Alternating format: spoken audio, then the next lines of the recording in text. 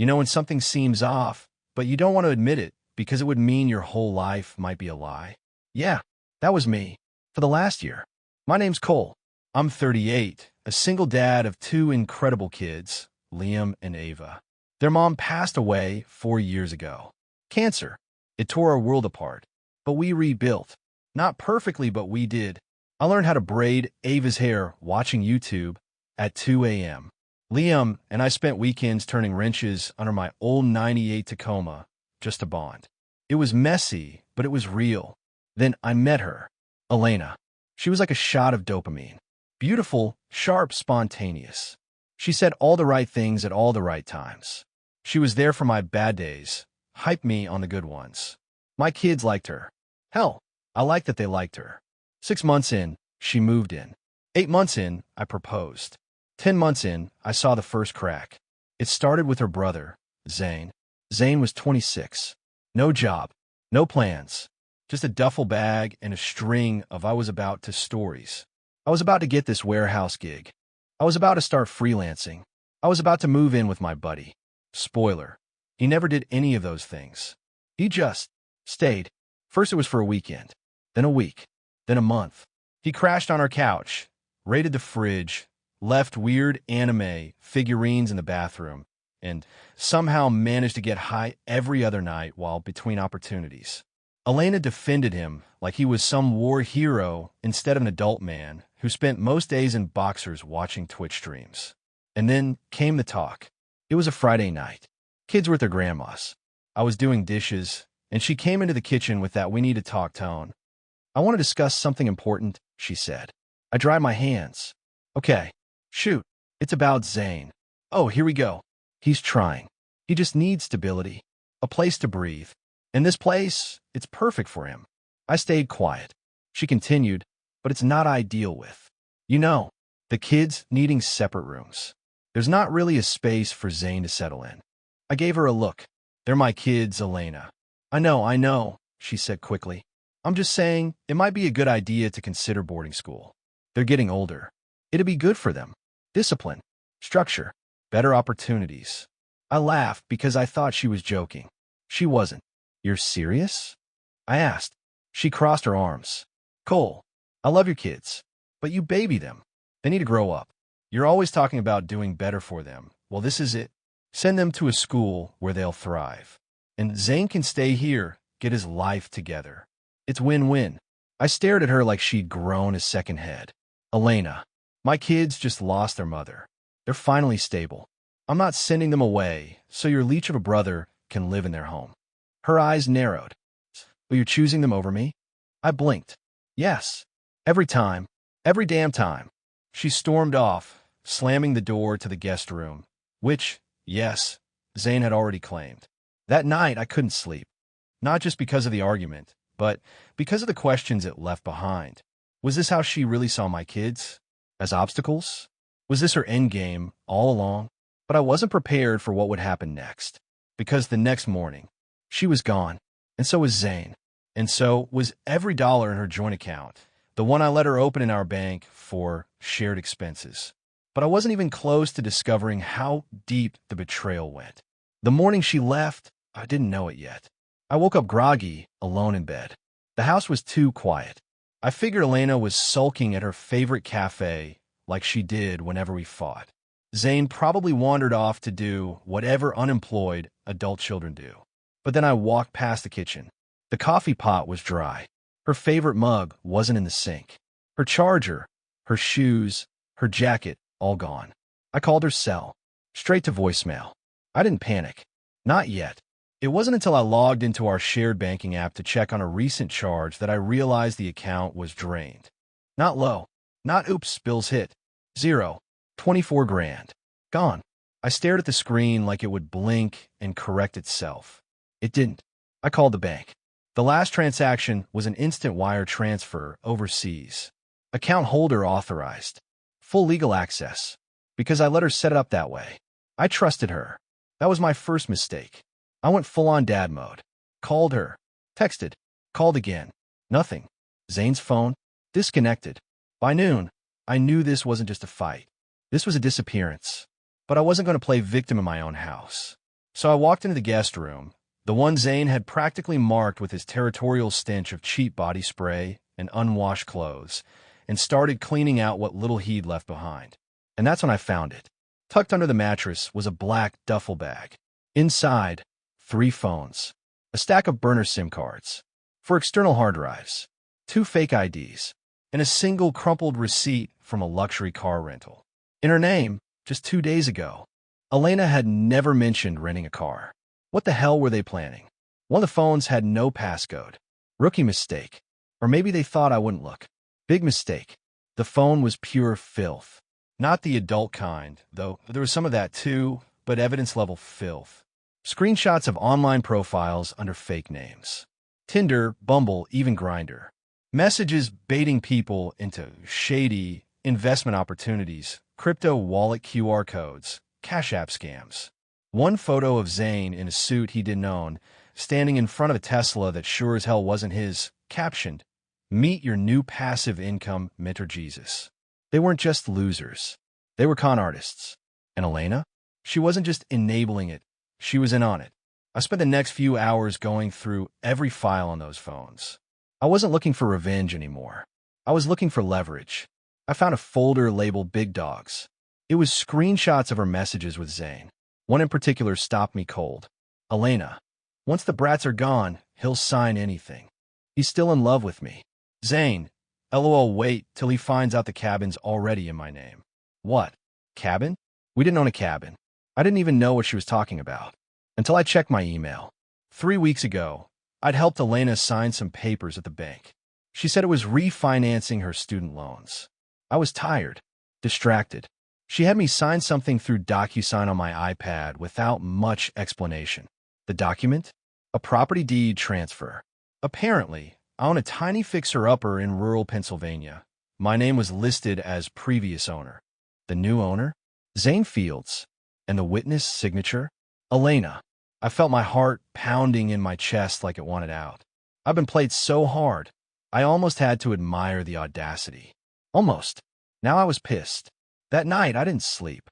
I started reverse image searching every photo of Elena I had.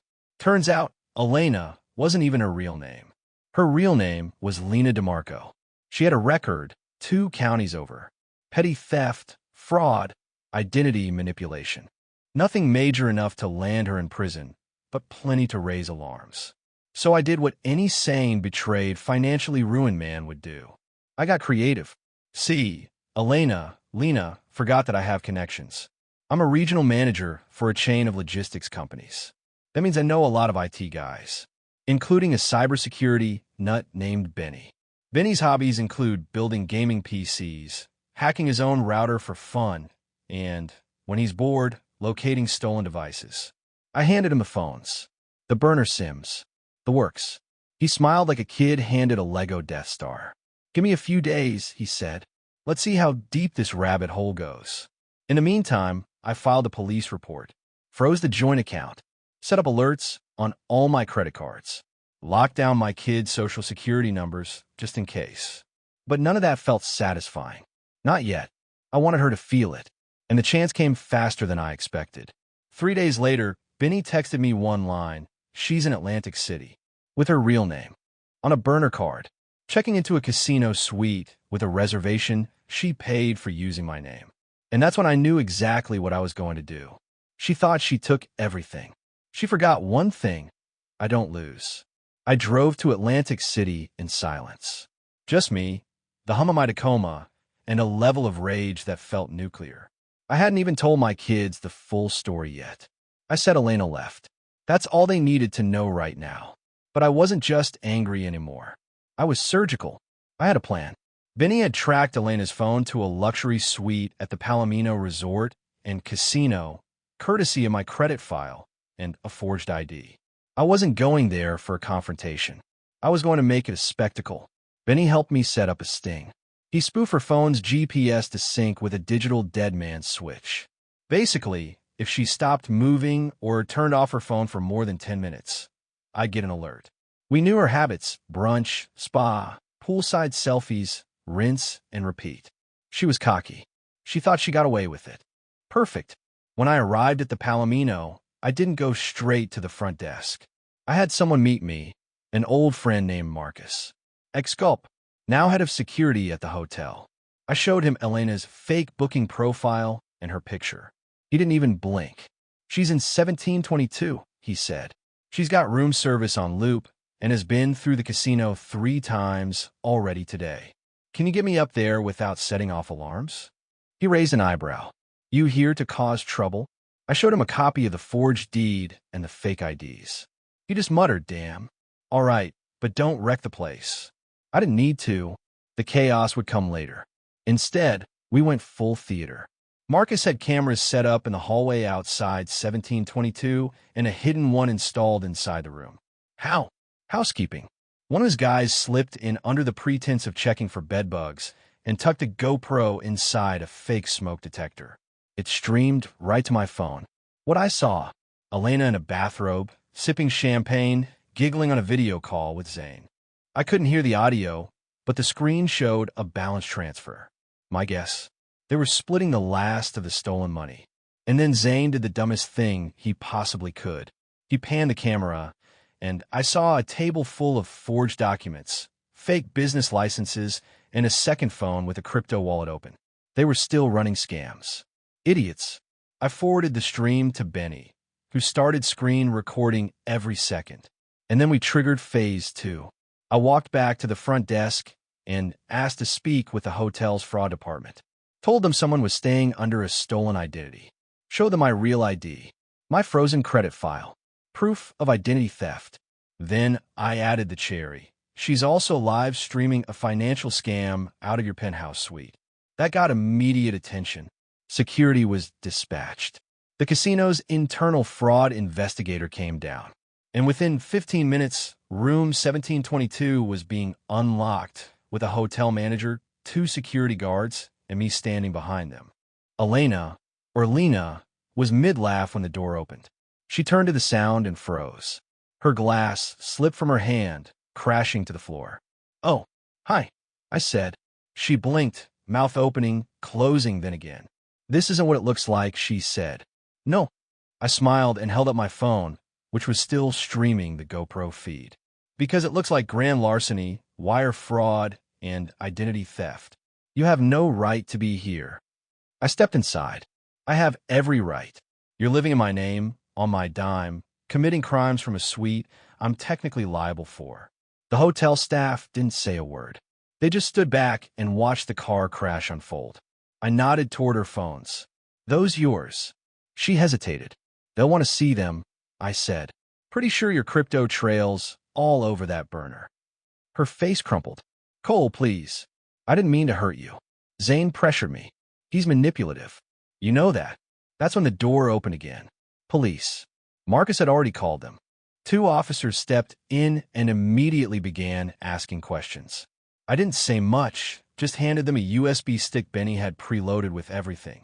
Chat logs, account transfers, the fake deed, and even screen recordings from her phone the day she disappeared. The cops separated us. Elena was trying to charm them, crying, saying I was an abusive ex, a stalker, a liar. They pulled up the booking, the identity, the forged reservation. Then she tried to say the money was a gift, until one of the officers held up the fake property deed and asked, so he gifted you a house? Without knowing. Checkmate. The officers didn't cuff her, but they escorted her out of the suite under investigation. She looked at me over her shoulder, eyes wide with panic. Cole, please don't do this. You already did, I said. I'm just cleaning up your mess. The cops took her and her things. I left soon after, but I wasn't done, because 2 days later, I got an email. From Zane. Subject line, let's talk man to man. Subject line, let's talk man to man. The audacity.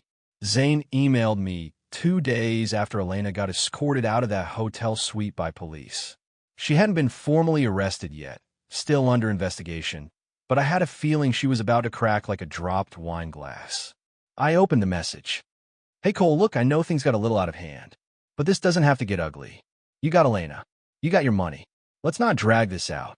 I think we can both agree this got a little heated, and maybe we were both dumb. I'll make you a deal. I'll wire back 10 grand. Clean. No strings. You delete the files. You You tell the cops I had nothing to do with it. We walk away. Let me know.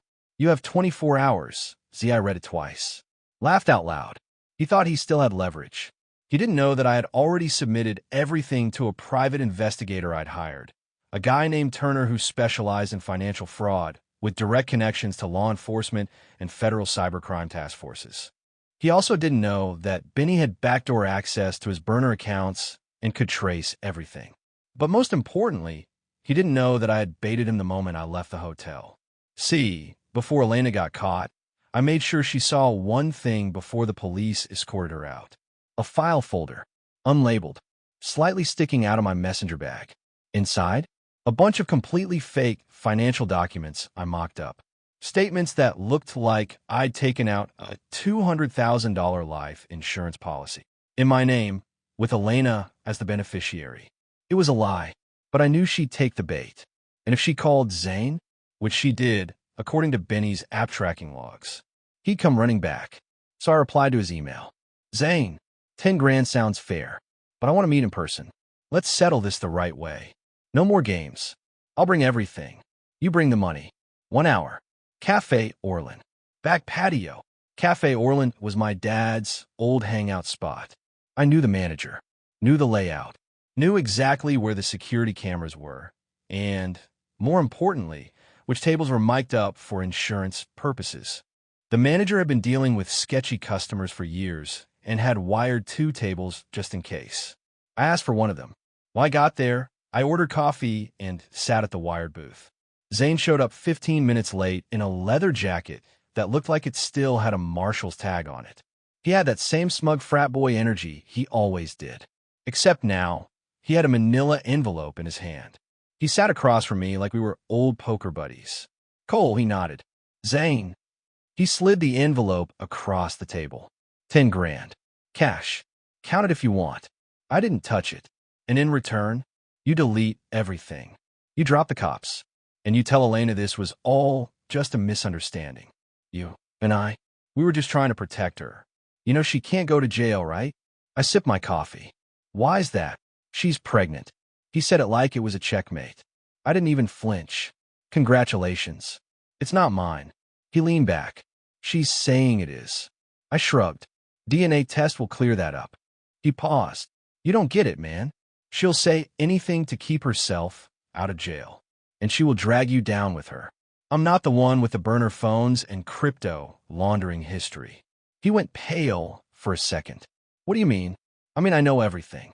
About the fake business grants, the drop shipping mentorship scams, the Facebook fake charity pages, the remote desktop software you install on people's machines after promising to fix their browsers. You're a virus in human form. His eyes darted. He stood up like he was going to bolt. That's when Turner and 2 plainclothes officers stepped forward. One flashed a badge. Mr. Fields? You're going to need to come with us. Zane Spoon. What? No, this was a setup. He lured me. Yes, I said, picking up the envelope. With your own greed. You handed over an unmarked envelope of money in a public space, in front of a hidden mic, while discussing criminal activity. Congrats. You just handed over your confession. Zane lunged at me like a toddler who just got told no at a toy store, but Turner blocked him. The officers cuffed him and walked him out the back quietly. The cafe patrons didn't even blink. Welcome to New York. Later that night, I got a call from Turner. Elena flipped, he said.